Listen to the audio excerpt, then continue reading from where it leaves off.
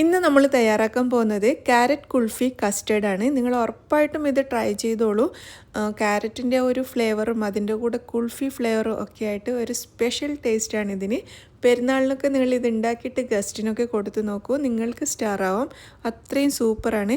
അപ്പോൾ എങ്ങനെയാണ് ഈ ഒരു സ്പെഷ്യൽ കസ്റ്റേർഡ് തയ്യാറാക്കി എടുക്കുന്നത് നമുക്ക് നോക്കാം.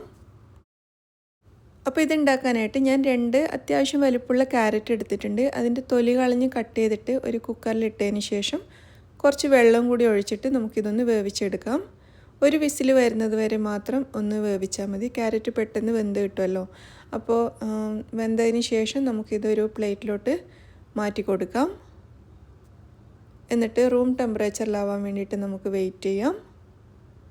റൂം ടെമ്പറേച്ചറിലായതിന് ശേഷം ഞാനിതൊരു മിക്സിയുടെ ജാറിലോട്ട് മാറ്റി കൊടുക്കുകയാണ്. എന്നിട്ട് ഇതിലേക്ക് 1 കപ്പ് പാലും കൂടി ചേർക്കാം. എന്നിട്ട് നല്ലതുപോലെ നല്ല സ്മൂത്തായിട്ട് അങ്ങ് അരച്ചെടുക്കാം.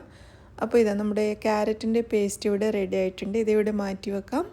ഇനി ഒരു ചെറിയ ബൗൾ എടുത്തിട്ട് അതിലേക്ക് 2 ടേബിൾ സ്പൂൺ കസ്റ്റേർഡ് പൗഡറാണ് ചേർക്കുന്നത്. അതിലേക്ക് 1/2 കപ്പ് പാലും കൂടി ചേർത്തിട്ട് നല്ലതുപോലെ മിക്സ് ചെയ്തെടുക്കാം.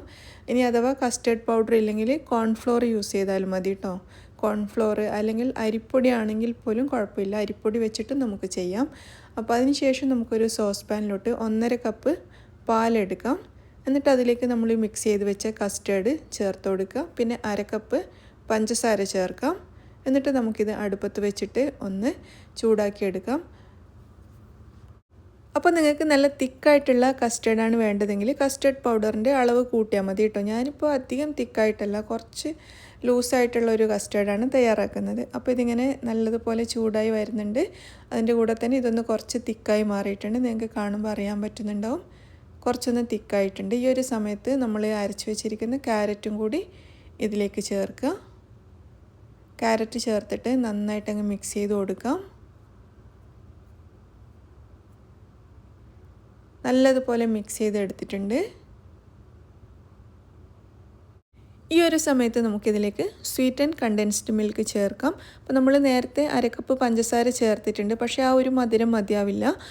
ഞാൻ ഏകദേശം 1/2 ടിന്നോളം സ്വീറ്റ് ആൻഡ് കണ്ടൻസ്ഡ് മിൽക്കും കൂടി ഇതിൽ ചേർത്തിട്ടുണ്ട്.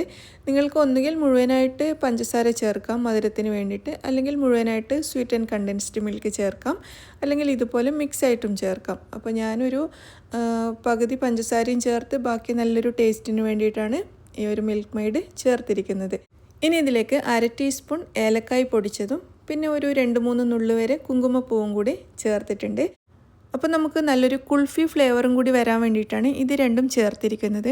അപ്പോൾ ചില ആളുകൾക്ക് ഇതിൻ്റെ ഒന്നും ഫ്ലേവർ ഇഷ്ടമുണ്ടാവില്ല, അങ്ങനെയുള്ളവർ അത് ചേർക്കണം എന്നില്ല. ക്യാരറ്റ് മാത്രമായിട്ടും ഈ ഒരു കസ്റ്റേർഡ് നല്ല ടേസ്റ്റ് തന്നെയാണ്. പിന്നെ ഒരു കുൽഫി ഫ്ലേവറും കൂടി വരുമ്പോൾ ഒന്നുകൂടി അടിപൊളിയാവുന്ന മാത്രം. അപ്പോൾ ഏലക്കായും കുങ്കുമപ്പൂവും ചേർത്ത് നന്നായിട്ട് മിക്സ് ചെയ്തതിന് ശേഷം നമുക്കിത് അടുപ്പത്തുനിന്ന് മാറ്റാം. അടുപ്പത്തുനിന്ന് മാറ്റിയിട്ട് ഇതിപ്പോൾ റൂം ടെമ്പറേച്ചറിലായിട്ടുണ്ട്. റൂം ടെമ്പറേച്ചറിലാവുന്നത് വരെ വെയിറ്റ് ചെയ്യണം കേട്ടോ. എന്നിട്ട് വേണം നമുക്കിത് ഫ്രിഡ്ജിലേക്ക് വെക്കാൻ വേണ്ടിയിട്ട്. അപ്പോൾ ഇതിപ്പോൾ റൂം ടെമ്പറേച്ചറിലായിട്ടുണ്ട്. ഇതിനി നമുക്ക് അടച്ച് വെച്ചിട്ട് ഫ്രിഡ്ജിലൊരു 3-4 മണിക്കൂർ വെച്ചിട്ട് തണുപ്പിച്ചെടുക്കാം. അങ്ങനെ 3-4 മണിക്കൂറിന് ശേഷം നമ്മുടെ കസ്റ്റേർഡ് ഞാൻ പുറത്തേക്ക് എടുത്തിട്ടുണ്ട്. തണുക്കുമ്പോഴേക്കും കുറച്ചുകൂടി ഒന്ന് തിക്കായി മാറിയിട്ടുണ്ട്.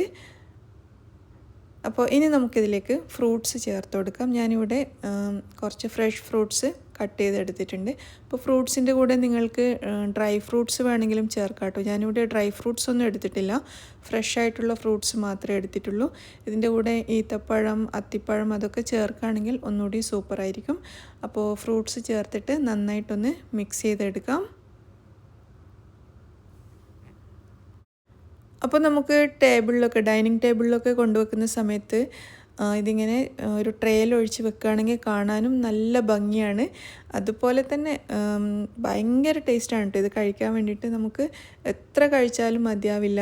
ഏത് ഐസ്ക്രീമിനേക്കാളും ഒക്കെ ടേസ്റ്റാണ് ഈ ഒരു കസ്റ്റേർഡ് ഇതുപോലെ ഉണ്ടാക്കി കഴിഞ്ഞാൽ. അപ്പോൾ നമ്മളിങ്ങനെ ട്രേയിൽ വെച്ചതിന് ശേഷം കുറച്ച് മുകളിൽ നട്ട്സൊക്കെ ഇതുപോലെ ഇട്ട് കൊടുക്കാം. പിന്നെ ഞാൻ കുറച്ച് റോസ് പെറ്റൽസും കൂടി മുകളിൽ ഒരു ഭംഗിക്ക് വേണ്ടിയിട്ട് ഇട്ട് കൊടുത്തിട്ടുണ്ട്.